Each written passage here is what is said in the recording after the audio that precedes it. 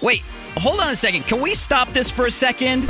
Where is Fred again? That's the question me and my management are asking. All right. Becky Hill, it is great finally meeting you, and it is an honor having you on the 200th episode of America's Dance 30. Wow. Thank you so much for having me on. I think this is my first ever American interview. Stop, really? Yeah, you guys now know about me, which is really nice. Oh my God, if I would have known that, I totally would have had like a red carpet out in this thing for you.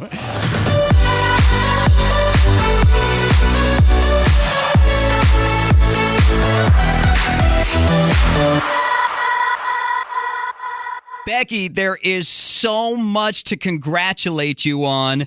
Congratulations on winning Best Dance Act at the Brits.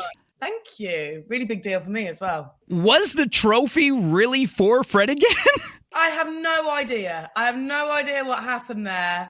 All I know is that I went into a room and got to choose like out of 7 Brit Awards. And I think I must have chosen Fred's, which is quite funny, really. And if anybody doesn't know the story, the way you found out is it actually broke, right? You dropped it by mistake. Yeah, I dropped it. I saw another artist, an artist called Self-Esteem, who I've been a huge fan of for ages, and I bumped into her and I threw it. I had my Brit Award in my hand and I like dashed it on the floor and threw my arms around her. And then when we went to pick it up, we realized that the bottom had come off, so we were scrambling around looking for the bottom. And it was only until like a week or two later, when I had to take the award in to do an interview on TV, that I realized on one side it had my name and on the other side had somebody else's name. So I was like, this is weird. But yeah, Brit Awards 2020 Producer of the Year Award, Fred again. And mine just went, Becky Hill dance. Okay. This is obviously breaking news that Becky Hill is the ghost producer for Fred again, obviously. Exactly, yeah. Spread that rumor. I like that rumor. Absolutely. And congratulations on getting engaged. That is so amazing. Yes. And of course, congratulations on the brand new smash with Galantis. That is so incredible. I'm really excited about this one. I feel like it's the best song I've put out to date. My last hit single was with David Guetta, so it feels like a really nice follow-up to that record. So I'm really excited about it. I feel like we've had a really rubbish couple of years, especially us in the events and music industry, where our government basically told us to get a new job. So I kind of felt like, 2022 had to be the year that we start having some good vibes. And this song really, oh my God, who is that? Come here, Piggy. This is Piggy. Say hello. Oh my God, Piggy. So adorable. I feel like I should have had my cats in on this too. Right? Wait, hold on a second. Hold on a second. Wait, here we go. So an ex-girlfriend of mine got this for me. This is Aiden. This is my oldest cat. Oh, he's a beauty. What a behind. It's kind of my emotional support animal that I have here at work since I can't bring him in. Well, before we chat all things run, let's get to know Becky Hill a little better with Finky's favorites. You cool with that? I'm very cool with that.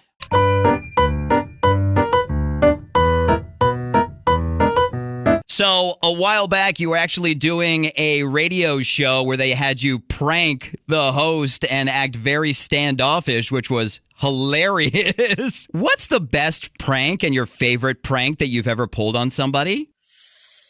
Oh, for April Fools, this was a few years ago. My boyfriend at the time, my boyfriend now fiance, did actually tell everybody that he'd proposed to me, and that got me to put the ring that I usually wear on my middle finger on my ring finger. That's probably, I'm not a big prankster, but that's probably as pranky as it gets. Funny that it was foreshadowing to you being engaged. Right. It was years before as well. So it's like he knew. Now, 2021 didn't really start off well for you. You had to be on vocal rest for 5 days days straight, which I actually went through the exact same thing when my vocal cords were strained. It was the weirdest thing not being able to speak a word. What was your favorite thing about finally getting to speak again afterwards? We got Piggy the same time as I had my vocal surgery. So for 3 to 5 days, you can hear us squeaking around somewhere. So for 3 to 5 days, I couldn't talk to my dog. So I couldn't say stuff. I couldn't, direct her out to the toilet. I couldn't do any of that. So it was actually really nice to start having the dog hear my voice again. And do you remember the first thing you said when you finally could speak again? Probably have a wee wee. Funny, same thing I said to myself. Which is probably like the one thing that I was saying more than anything when we first got a puppy. Come on, have a wee wee. Now, of course, you have performed all over the world and done some amazing shows. Do you have a favorite performance you've ever done? Well, I remember actually going to New York and doing a performance with Rudimental when I was touring with those guys. I remember playing what's the square? Oh, Madison, there is Madison Square Garden, absolutely. So we were playing there. We were supporting Emily Sandé. And I remember we were playing Rudimental songs. And I remember these two women holding a sign up saying, can you turn it down, please? And I was 19 and I'd never been on a plane before. And like, this was my first time in America. And like, I fell in love with New York instantly. And I kind of ran off stage and went to the sound engineer. I think it's too loud for them. And I won't tell you what he said back to me, but I went back on stage and sang for my life after that. And that was one of my favorite memories of being like, I'll actually sing louder. You miserable women. That is hilarious. I wonder if did they stay the entire show? Well, they were waiting for Emily Sandé, so yeah. Oh my God, that is hilarious. Now, of course, your voice is absolutely amazing and very powerful. What is your favorite thing to do while you're getting ready to perform? I love obviously getting away from my squeaky dog. That's one of the things. I'm so sorry about this. I love having a good warm up. I think I like getting myself vocally as warm as possible. So when I know I'm standing out on that stage, as soon as I step out, I'm going to be able to really, sing properly and the way I want to and confidently. I tell you what, like since I've had that vocal surgery, my live career has transformed. Like I never used to be able to sing for more than 2 days straight. Like if I had a gig on the Monday, I would struggle with Tuesday. I'd have to have a day off in between. Like it was, now I can do 6 days a week, essentially.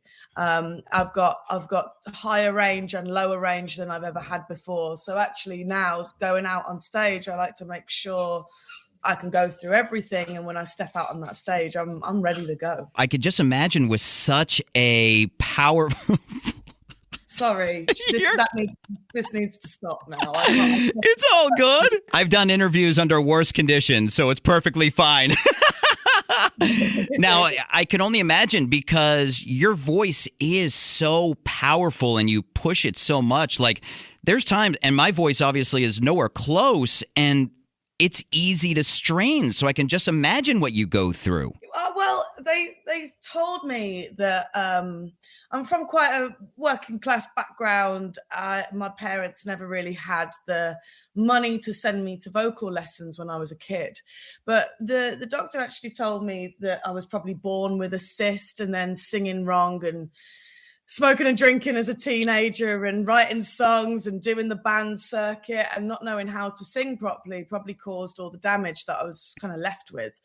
I was on The Voice when I was on the first series of The Voice UK when I was 18. So I lived with the winner and she was a vocal coach and she was like, you need some serious help. I'm lucky I got it, and I'm lucky I got it at this stage in my career, and I'm lucky I got it in lockdown because it never really stopped anything, which I was very glad and lucky about, really. I'm surprised you were able to go 18 years without the training and the proper support for your vocal cords. Yeah, I mean, I think singing is one of those things, isn't it? Like you either can do it naturally and don't know where the hell it comes from, like me, like no idea. None of my family are really musical, especially singers. Really? So, yeah, like no one. I think my great-grandfather was in the Welsh male voice choir when the miners went on strike or something happened. I can't remember what my nanny used to tell me, but he used to travel around Europe doing a male voice choir. That's the only kind of background I have. But I think like when it comes out of nowhere, you take it all for granted when you're a teenager and you just think, yeah, I can sing. And then you start getting damage and then you go, oh no, this is my entire career. So yeah, I'm very glad that I've got a very good team at the moment. And with no vocalists in your family, were they surprised when you did start singing and singing so well? There was a talent show that I did when I was 11 at the local youth club. And I sang Get Out Leave by JoJo, which like is notoriously quite a hard song anyway. I mean, that girl was 14 when she was doing that. Right. And I didn't sing it half as good as her, but like I remember my parents told me when I was a bit older that the room was like turning round at them and going, oh my God, like that's crazy. What do you have any idea? And then I remember years after they would talk about like sending me to music school, but we had no money. And I remember my mum saying, look, if music's meant for her, music will find her. And it luckily it did. Luckily for all of us, it did. Now, this is the toughest question in Finky's favorites that I always ask, but what is your favorite Becky Hill song? I always like going a little off-piste because a lot of people from the UK are like Afterglow or, you know, some of the old hits like Overdrive, which was number one in this country and stuff like that. But I really like the stuff that I did that kind of, I suppose, didn't really get a lot of attention. There's a song I wrote called Stranger, which I wrote with a legend in the garage scene called MJ Cole, but he's one of the best people I've ever witnessed on the piano. And I wrote a song called Stranger when I broke up with my boyfriend, who's now my fiance. And it was it was one of the most honest songs I think I've ever written. That is so awesome. See, I personally love Remember. I mean, I think it was such a smash. And personally, I love Run. I mean, it is such an amazing song. As we wrap up Finky's favorites, you know, with Galantis, their fan base is the Seafox Nation. What would be your favorite name for Becky Hill fans? When I first came off The Voice, I think I called them the Rebels. Rebels? Yeah, but we dropped that pretty quick. Why wouldn't you go with like the Hillians or something having to do with... Listen, I've never had fans before. I used to call them mom and dad, and now there's lots of them, and they're definitely not my parents. So, oh my God, that is hilarious. I think we should start it right now that Becky Hill fans are the Hillians. Okay, you heard it here first. This is a world exclusive. World exclusive. Not only is Becky Hill the ghost producer for Fred again, but, but her fans are the Hillians. Let's talk your brand new smash Run with Galantis. How was this song born? So I was sent a song by Galantis. I loved the instrumental, so I stole the instrumental off them. And I had an idea, which was just like the chorus line of na na na na na run further away from love. That's all I had. So then I went and met my friend Emanike, who I've been writing with for 10 years now. We met when we were 17 and 18, and we're now 27 and 28, still writing together. Emanike is the brains behind songs such as Head and Heart by Joel Corry. Absolutely. He's written a load of Little Mix songs. He's got a cut on the Beyonce album, and we've still, like, outside of music, he's one of my favorite people generally. So I went in and I sang in my chorus line, and he was like, yeah, great, I love the idea. And we built up this song around it. And I sent it back to Galantis. I was like, will you feature on my record, please? And they agreed, and here we are. Shot the music video in South Africa, in Cape Town, which was incredible. And I genuinely think this is the best single I've ever put out. I really love the videos that you've been putting, the little snippets of the teases of the video coming out. It looks amazing. Thanks. How long was the entire process of writing the song? With me and MNEK, it's usually very, very quick. We were probably in the studio for 2, maybe 3 hours, where we were just kind of, I remember writing with him when I first started in the music industry. We were in and out of the studio, song written, recorded in 90 minutes. I really enjoy working with him because he's very time efficient. I can go and do the washing up and put a load of washing in the tumble dryer. Do you know what I mean? Like that, I can do my life admin and still come out with a song. But it isn't always the case for other songs. But yeah, he's super quick, always has been. And then once you and MNEK are done with it and Galantis gets their hands on it, are there a lot of revisions and a lot of different versions of it? Or was this one a simple project? I fell in love with that demo as soon as I heard it. Like I fell in love with the song, and I basically said, just put some bells and whistles on it. I think it's perfect the way it is. So that's more or less all they did, and they turned it into a single. They made it sound really big. They added a little bit of vocal chop in the drop. They did their thing on it, and I actually think this is a really perfect collab, and this is definitely the next step that I wanted and dreamed of. So I'm very grateful for those guys. Well, congratulations on it. It is an absolute smash. Congratulations on the Brit Award. Congratulations on all your success, Becky Hill. Thank you so much for being with us on America's Dance 30. Thank you for being my first ever American interview. It has been an absolute pleasure, and I'm really sorry about my squeaky pig down here. It's all good. As a Hillian, I am totally cool with that. It's got a ring to it, right? It's got a ring to it. Actually, I'm going to hop off right now and trademark it so that I can get all the... Good idea. Good idea. That's smart.